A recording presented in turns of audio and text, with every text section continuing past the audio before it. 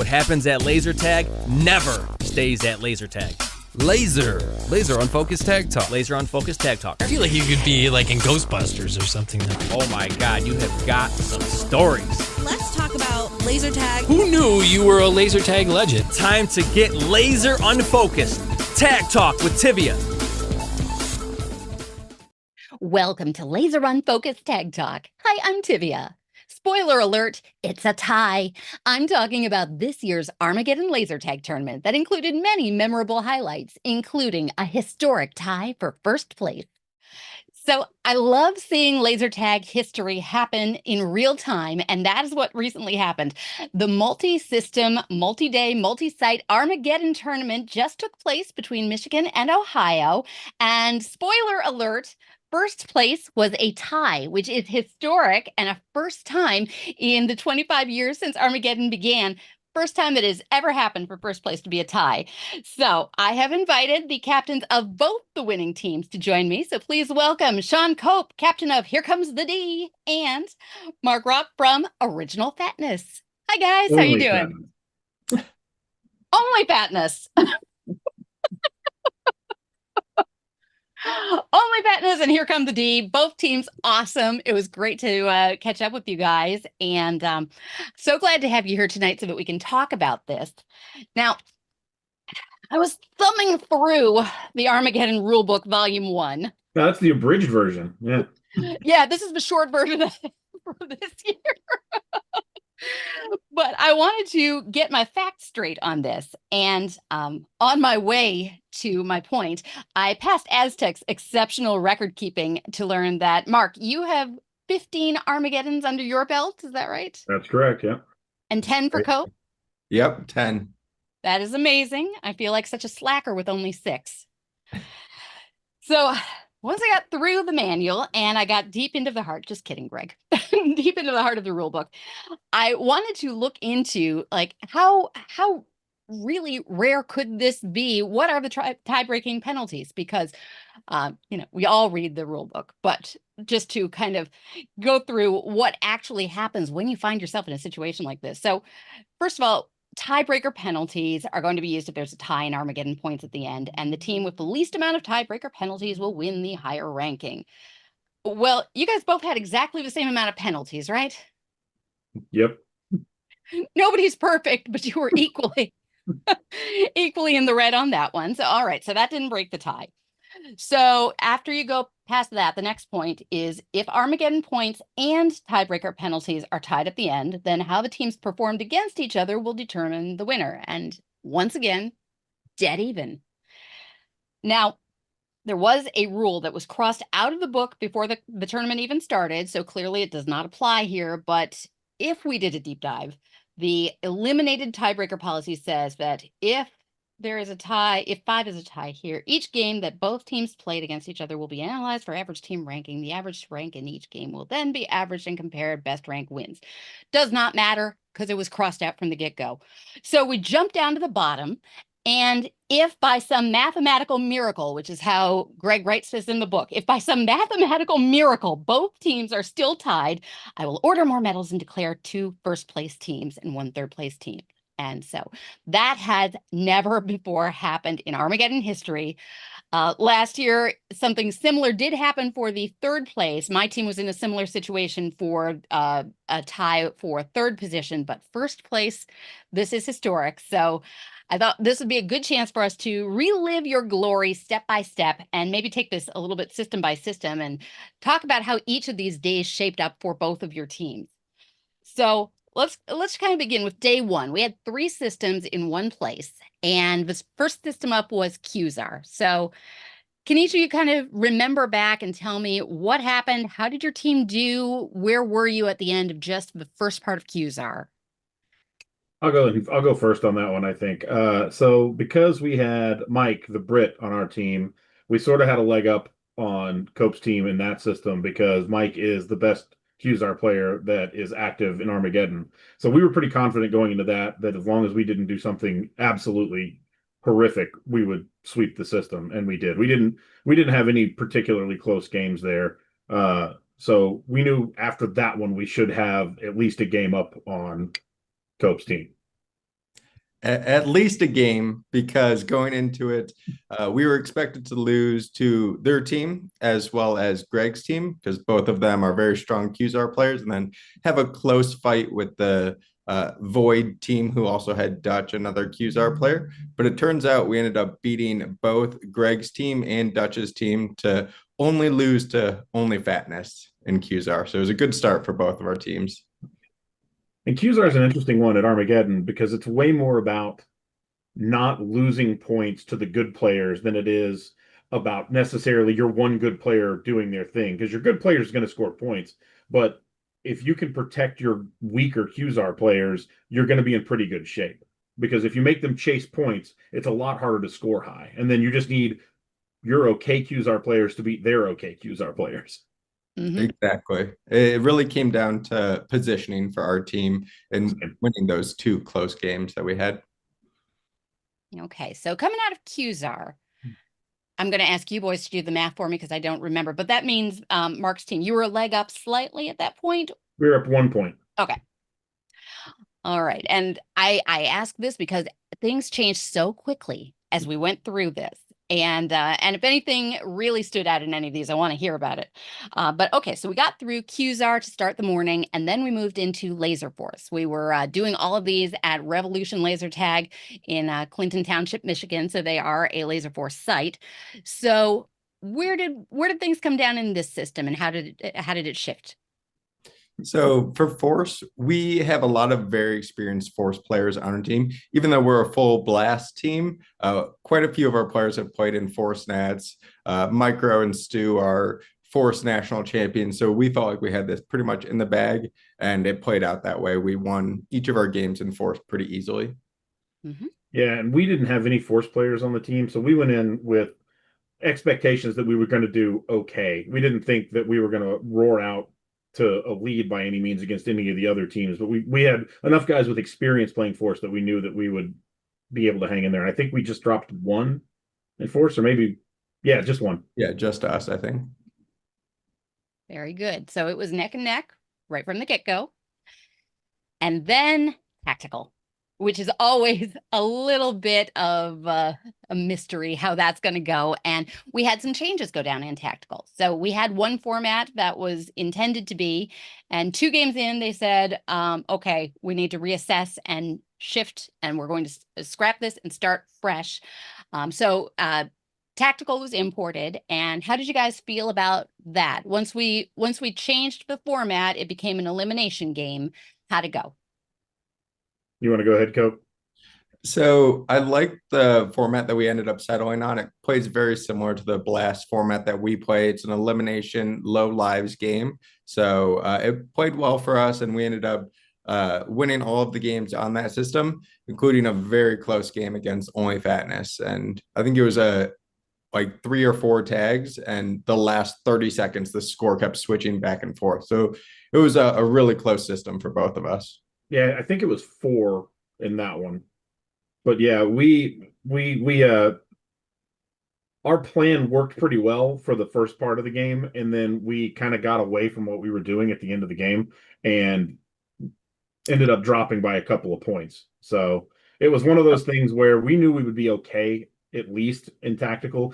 Tactical plays pretty similar to Storm as well, which we had several Storm players on, and also Mike the Brit is just good at everything. So we felt pretty confident that we were going to be able to hang in with everybody. And so yeah, it was a little bit of a heartbreaker to end the first day. But we traded sweeps, and so then I was like, we were just chasing 1 point, and things were already kind of starting to shape up that it was going to be us versus Cope's team, kind of racing to the finish line. Exactly. We felt that going in, that it was going to be a close tournament between our 2 teams, looking at a point or 2 between us, and to end up as a dead tie, it played out pretty much how we expected, with a few games here and there that really could have gone either way. Watching the flip-flop is what's really interesting, and anything can change in a day by a system. And the second day was one of the systems that for Armageddon points is a little bit interesting because we played Zone, and Zone operates with 3 teams instead of 2. So it's the only system that we play with 3 teams, and that changes the calculations a little bit. But it also means that there are more games up for grabs rather than playing 4 teams or 4 games in total to round robin it. You ended up playing 6 games. So tell me about Zone and where did things land? How did that change the picture? For a little bit of background before we get into what happened in the games, the last 2 players that we picked up were both guys who I had never, well, that's not true. I'd met one of them before, but didn't know much about either one of them. And one of them was Cody, Snip My Nips, and the other was Lone Wolf, Jeff. And both of those guys are Zone players. Yeah. And so we went from being a team that was good at Zone, but not super strong at it, to suddenly having 2 pretty important pieces playing on the team together. And, if you'd have asked me when we picked them up if it was going to make a difference in the tournament, I probably would have said, yeah, we'll probably win 1 or 2 more force games. And it ended up propelling us into a sweep at Zone. And 2 of the games were really close also. The last one especially, it was decided by a base hit, I think, with like 8 seconds left or something silly like that. But yeah, all of those games were really highly contested when we were playing Cope's team, and each one was just nip tuck. Mm-hmm. How'd you feel, Cope? We went into Zone feeling pretty cocky and got put in our place. We expected to win all 3 Zone games, and we did not win any of them against Only Fatness. So it was not the showing that we'd hoped for, but they had a really strong team and they were good across the board, worked really well as a team, cycled through the bases to get the points they needed. And Lone Wolf and Snip My Nips definitely showed their strength in the system. And having played with both of them, they're great guys and they're very talented. So they were great additions. We were super happy with both of those guys from the go. Yeah. Absolutely agree. Very solid picks there. So it's interesting how that really does change the dynamic. And just to pause for a moment, I mean, on the fact that Armageddon sort of started out as a bring the team from your home system and compete against somebody else's team from their home system. It's interesting how as time has gone on, the teams have kind of merged and meshed so that you get a little sampling. In Cope's case, you really tried to come in with a solid cross the board blast team, but for most of the other teams it was really kind of a mixed bag. Yeah, we like the team that I fielded this go around was a combination of the original melding of 2 teams, which was the team I played on, which initially was Laser Quest Austin, and then morphed into the Legends of Laser Tag. And then when we started losing players, us and Laser Storm Ohio started kind of playing together, and then from there, it's just sort of, everybody just picks whatever up. But guys like Cool Cat, and I played a ton of tournaments, or like just a ton of Armageddons with Clueless as well. Rich has been a guy that I played with a bunch of times, and all those guys are Laser Storm dudes from back in the day. So it is pretty funny. There's some allegiances, but not nearly as many as there used to be when I started in year 2. And one of the cool things is over the years, so many Armageddon players have started playing other system tournaments. Like Clueless has played in countless tournaments from Quest and a whole bunch of others. The Brits played Tron tournaments and Force tournaments. So over the years, a lot of our players have just started playing all of these other systems. So for some people, it's even hard to see what their original system is because they've gotten so used to playing with other players and other systems. Mm-hmm. Well, it's a nice blending and certainly made a difference here, and you could see that. So segue into, then we go to day 3, which is Laser Storm. So this is kind of a niche system for some players, but the home system for a lot on Mark's team. So tell me how that went and how did things change up at that point? Why don't you go first on that one, Cope, and then I'll tell the drama. Yeah, there were so in the voting at the end of the tournament, there's always what favorite games people had, and by far the most for any system was Storm. There were multiple very close games that were within 3-4 tags. One of them that's definitely going to be highlighted by Mark here in a second. So Storm was a fun event for us for sure. My team won 2 games. I think that's more than we expected going in, especially because all of the other teams had at least some Storm presence on them, including Ricky's team, who had Papa Smurf, a younger kid who went absolutely crazy in this tournament, scoring tons of points on his system. So it was a good showing by us in Storm, better than we expected. Very good. Yeah, and going into Storm, we had, I think I said in the captain's pre Armageddon cast we did with you, I think I said we have a couple of crusty old Storm players, and I remember that terminology. Yes. they came through for us pretty well. Cool Cat and Clueless are great Storm players. Like again, Mike the Brit is good at everything. And we had a pretty good cast, and even the Ultrazone guys played really well at Storm, even though neither one of them particularly loved it going into it. But so yeah, the one game that we knew was going to be a big challenge for us was playing the Void team, because they had, I think, 5 Storm players on the team. And going into the game, our initial game plan was, how do we limit the damage and keep them from just absolutely rolling us? And we actually held pretty strong for most of the game. And coming down into the last half minute of the game, it was just back and forth and back and forth. We were winning by a thin margin for most of the game, and then they changed their strategy and pushed up and took the lead. And with I think with 20 seconds left, it was a 1-tag game, and then they ended up beating us by 3. But and a little inside baseball for anybody that actually cares. I made a crucial mistake in that game, because I was playing back and kind of watching the scoreboard, and I should have gone and grabbed one of our guys who was not doing very well, but I didn't realize that he wasn't doing well because I wasn't doing well, and I was trying to mitigate my damage and not realize that he needed to come back and back up a little bit so I wasn't giving up so many tags. But it was a great game. I mean, when we came out, there was a little bit of disappointment that we lost, but at the same time, everybody was like, that was unbelievable. And a couple of our guys who we did not expect to be great ended up playing really strong defense and keeping them out of our base and held off the side. They had to completely change their strategy because they just couldn't get up to where they wanted to be the whole game. Yeah, definitely the game of the tournament right there. Yeah. I'll tell you, some of these games, watching from the sidelines, really nail biters. And so I totally agree. That was a lot of fun to watch just as a spectator.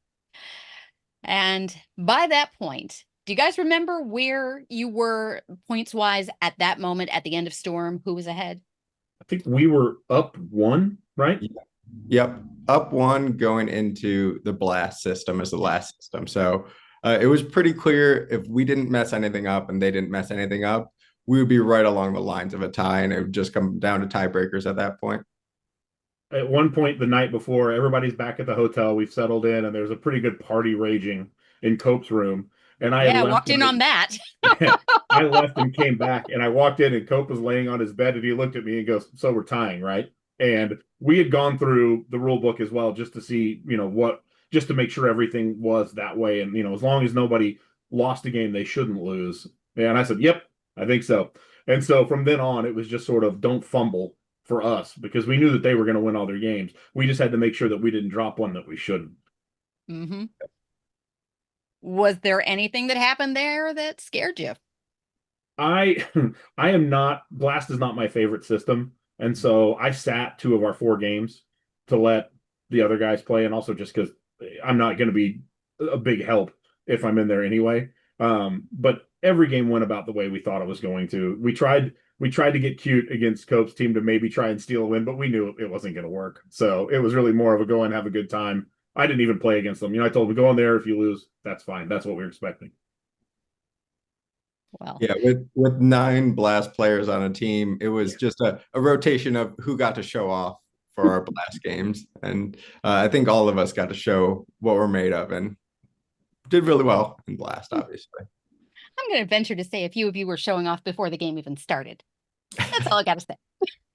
Pretty likely. Possibly. That might be the case. But those games were awesome. And so there wasn't really, it sounds like, a moment where it took you by surprise that this was announced. But obviously, you got to take some time, make sure all the numbers are matching. So you guys kind of had heads up. How did your teams feel about the fact that this was going to tie out like that. Any strong feelings? Nobody on my team was upset about it or really even that surprised. Tough to be That's upset how it about went. first. You know? Yeah, but I told everybody I talked to that night before, I said, yeah, unless I'm missing something really obvious, we're going to roll out in a tie unless somebody beats us that shouldn't. And we sort of went into it, just knowing, like I said, hey, don't fumble. We're at the 1 yard line, don't fumble the ball. And again, I wasn't even in half the game, so I knew that we were in pretty good shape because most of the guys on our team are good enough at blast that, barring a team of 9 blast players, we're probably going to take it out. Yeah. I don't think we needed all 9 of us to beat you guys in blast. Probably not. Probably not. Oh, I think it's good that you did tie, because otherwise them be fighting words. All right. Well, no, it was really a lot of fun. I feel like this was a very well structured, well organized, well enjoyed event. Armageddon is always a lot of fun, and it really gets fun when we get to the awards time. And I want to say a big thank you to George Raptis for making some amazingly cool custom awards. And so let's check out the awards ceremony from this year's event. All right, folks. Thank you again for joining us for Armageddon 2025.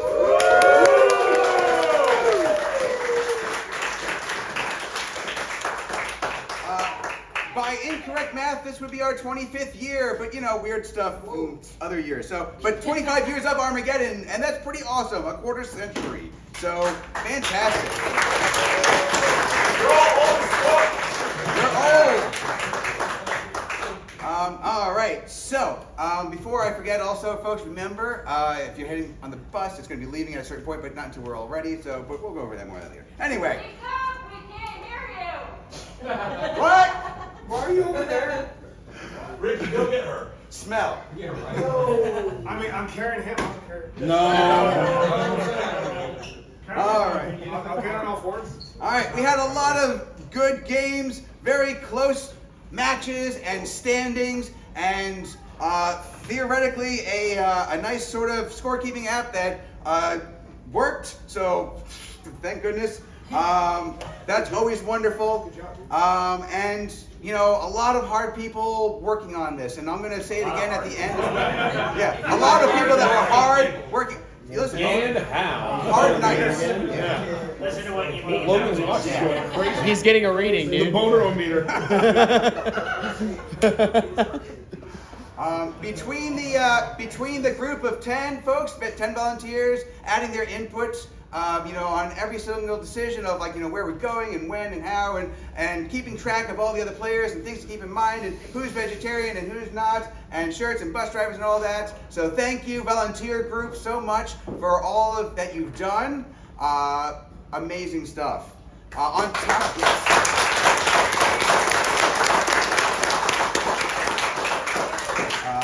on top of that, you have the newly formed Pentaveret.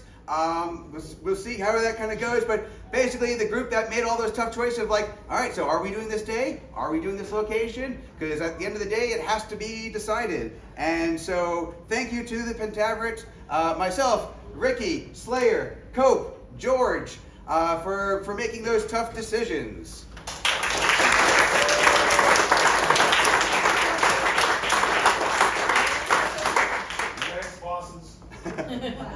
And then, of course, the triumvirate with Kelly and Shell making those tough choices of, is this good? Is this bad? Again, tough choices in the moment. Tempers flare, people are, heated, and those choices have to be made, and it's never easy. And it's not, it's difficult because, hell, sometimes your teams are involved. So, making those level-headed choices, making those even choices. Thank you so much, folks. All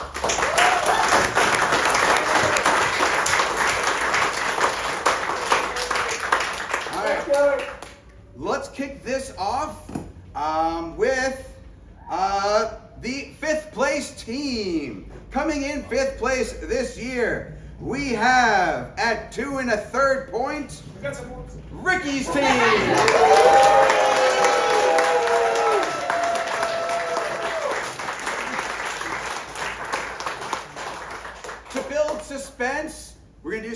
awards first. These are the really important awards. We're going to start off with the Fish Drinking Award. This award is shared by 2 players this year, Mama Bear and Sakura.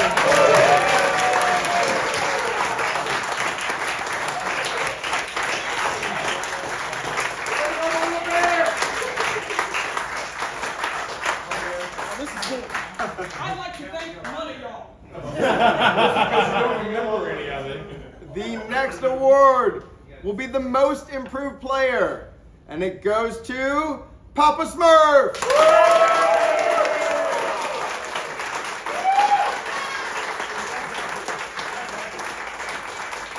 The trophy only looks small in his hands. We have the Best New Player. Wait. We have the Best New Player going to Snip My Nips.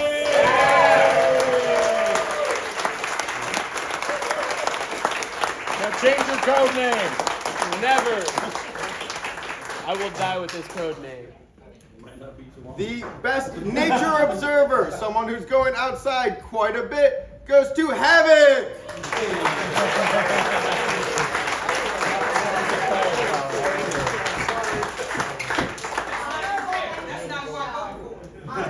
Well, you were wrong then. Gauge. I'll do one more. All right. That's what she said. George has done a fine job printing some of these. I love these. These are great. Thank you, George. The best 3D printer of awards for this year goes to George. All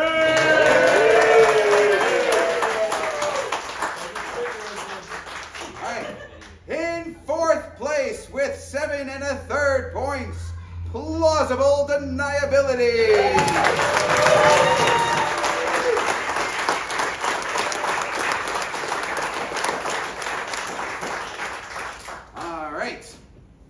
Have at it. The next award, the Rooster Award, given to the cockiest player, goes to Cope with it.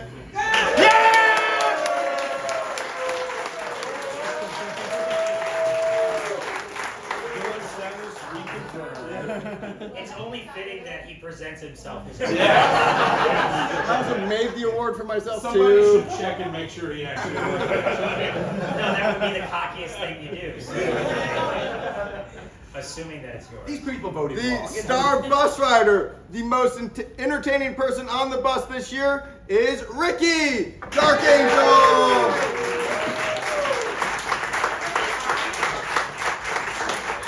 There was no corneal discussion. I think that's why you. I do appreciate that portion of it. The most okayest player this year is once again Scuba.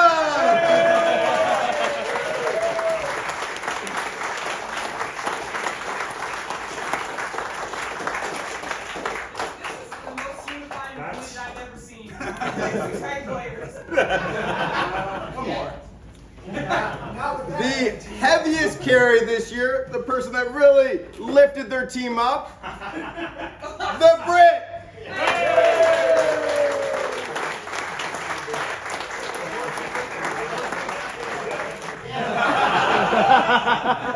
He's got less hair than me. If you've ever met his husband, he doesn't like bears. The most entertaining. Well, yeah, why not? Go for it. The most entertaining award goes to Sakura. It's a dirty job, but somebody's got to do it, okay? Be better. Do better. Is that what they call it? All right. For 3rd place, coming in at 10 1/3 points, is Void.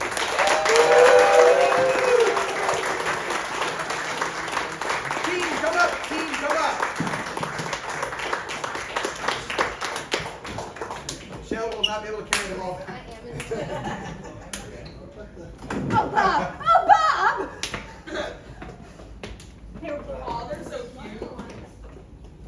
Take one down, pass it around. Oh, okay. I'm like, who is?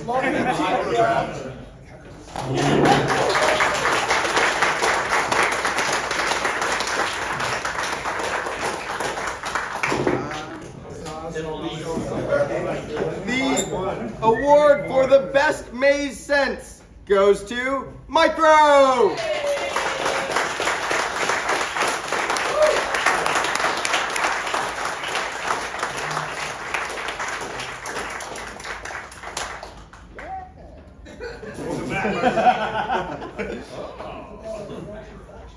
The loudest player, someone you can always hear in the arena, goes to Havoc.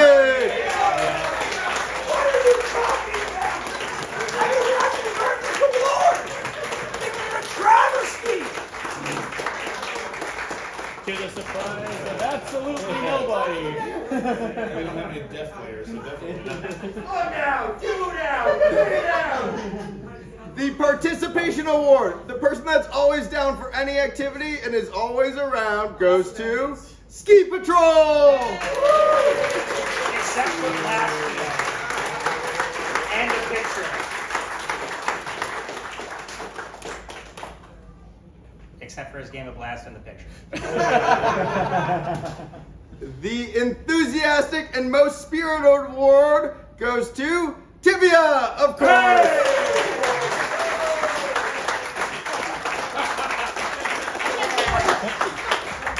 Thank you. The MVP for this year goes to Cope With It.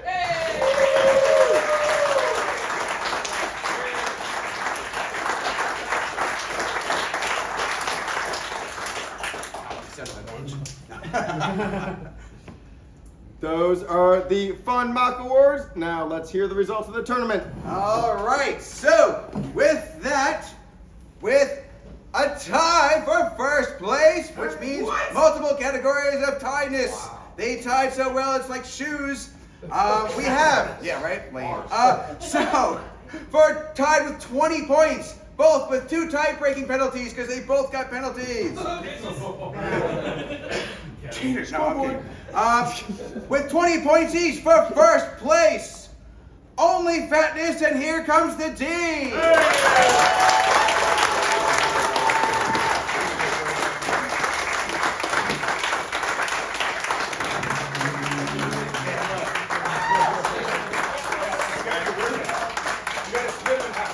So they're saying boo earns. No, boo earns.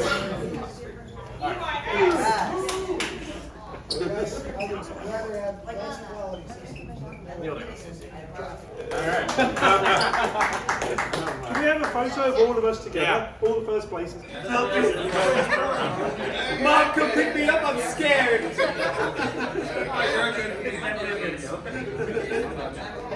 Alright, so well fought. You folks did well. I have to say again, all these games were incredibly close, especially tying first. Third place was in a dead heat. These games each just so close. 2 to 3 points each. Just well fought. Good job, everybody.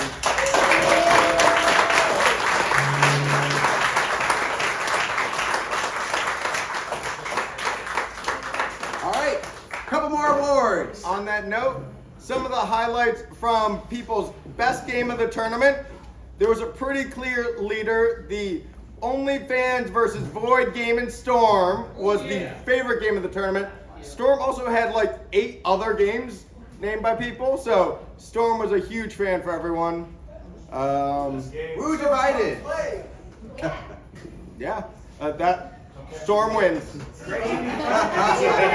right, Storm! It's crazy how things change. We had a ton of suggestions for the best moment of the tournament.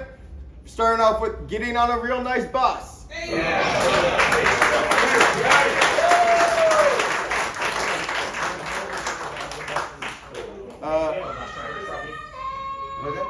Corbin wrecking face and Storm followed up.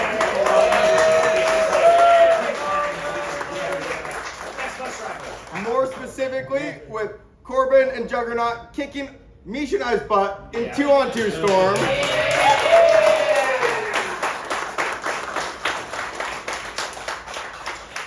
+30 people in one hotel room.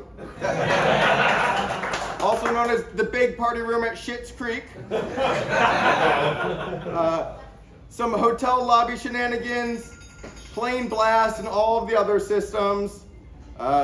Someone made Sugar Daddy dance dodging while putting him in zone. Every moment I got to spend with my friends. All of the extra time at the barbecue, hotels, and Sunday night. Seeing Papa Smurf kill it in Storm, going 70 kills in one game. Can I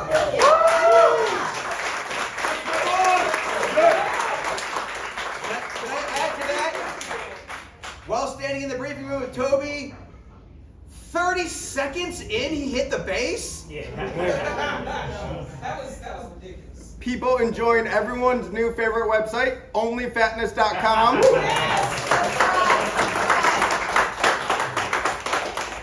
Terrence preaching the word of the Lord in the hotel room.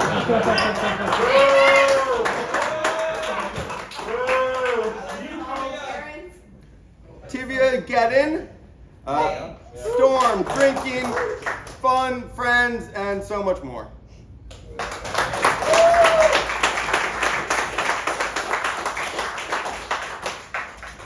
We have who people want to be on the team with next year.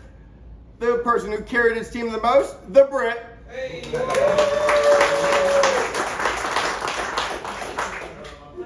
Unfortunately, it looks like everyone's going to be targeting me because I am the player everyone wants to beat most next year. Hell yeah.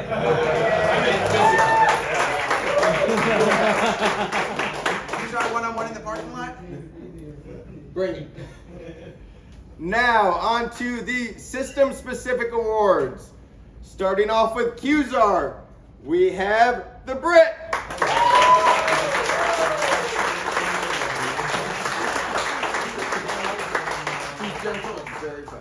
Yeah. It's Quasar. It's Quasar, yeah, exactly. Quasar. For our second system, Force, the System All-Star MVP for the system is Micro.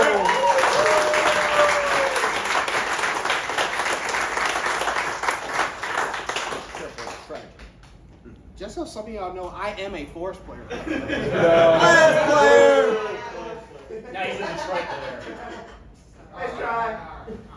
For Tactical, the winner of the system-specific award is Shadow Man.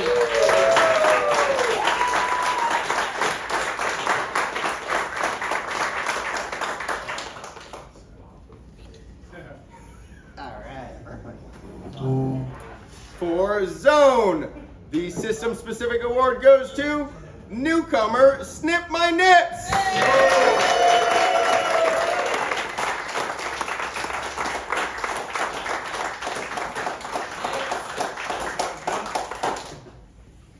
For Storm this year, the system-specific award goes to Papa Smurf.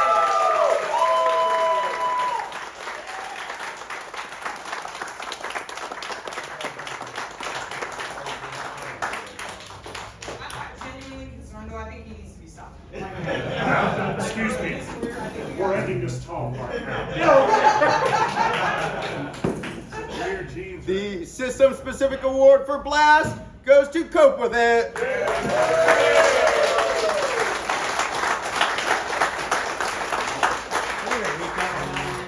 He didn't even play on the game. Wait, somebody down? Check these. No! Yeah, wait a minute, alright. That's two questionable ones for Cope in a row. The All-Star team this year consists of 8 players.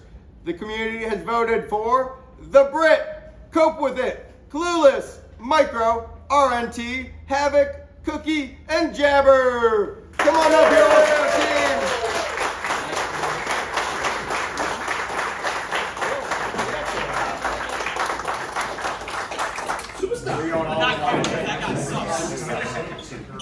There we go. Some closing notes and stuff and things. I really just wanted to kind of take this last couple moments to really kind of put a shout out there for the true organizational MVPs this year. I kind of actually wish I told George to print up an award. But there's a lot that goes on. There is calling hotels and buses, making sure that with every update to the roster, the hotels are updated, making sure the centers are still on board, calling up place after place, researching.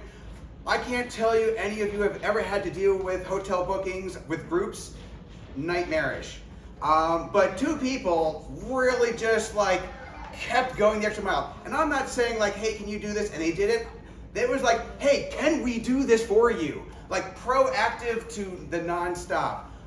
Like they did this. This is their show. Absolutely amazing.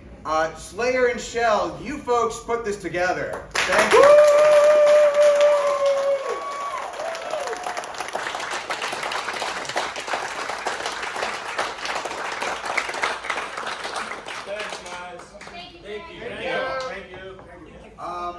You folks are awesome.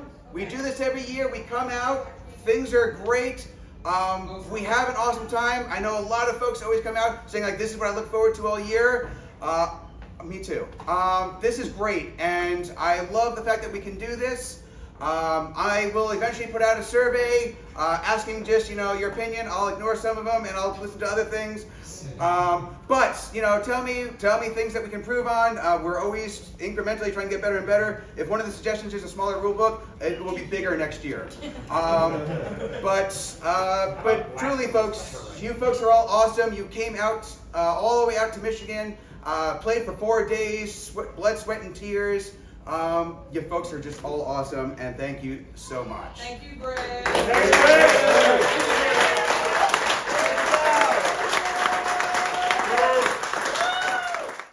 Okay, so final thoughts, guys.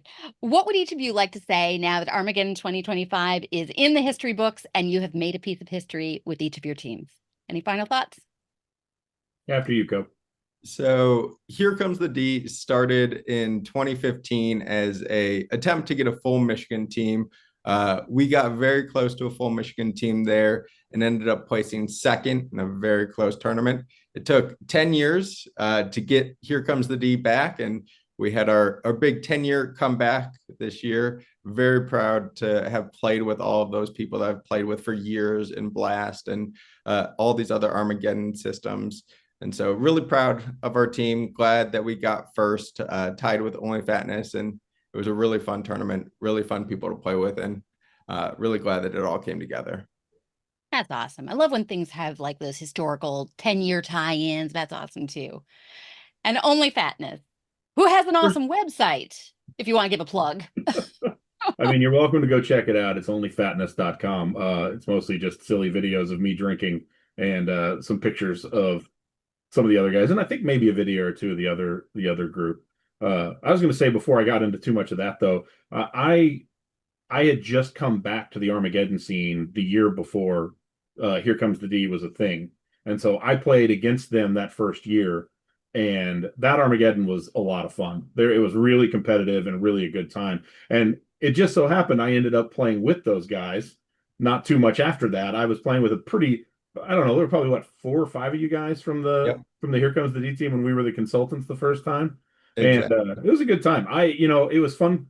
It's always fun to play against people that you know well, especially when you're in competition with each other and you can have a good time but still play hard.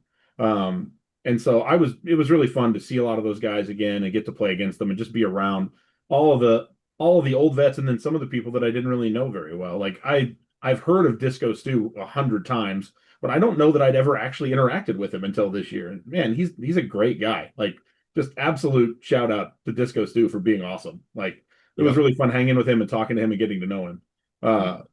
But on to this go round, like this team, like I said, was mostly people that I played with before, and I knew that we were going to have a good time and we'd be competitive.